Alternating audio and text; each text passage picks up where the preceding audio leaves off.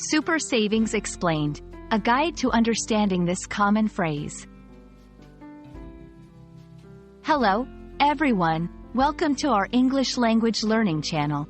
Today, we're going to explore a very common and useful phrase, super savings.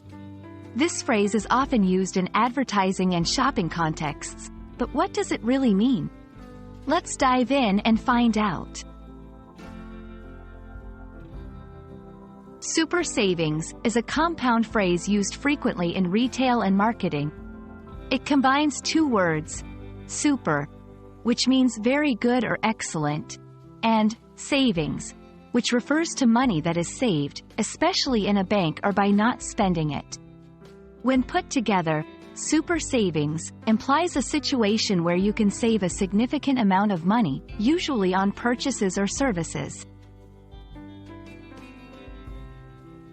You'll often come across this phrase in advertisements, flyers, or online sales promotions. For example, a store might advertise super savings on Black Friday. Here, it indicates that the store is offering products at greatly reduced prices, allowing customers to save more money than usual. Let's look at some example sentences. 1. The super savings event at the electronics store offers up to 50% off on all gadgets.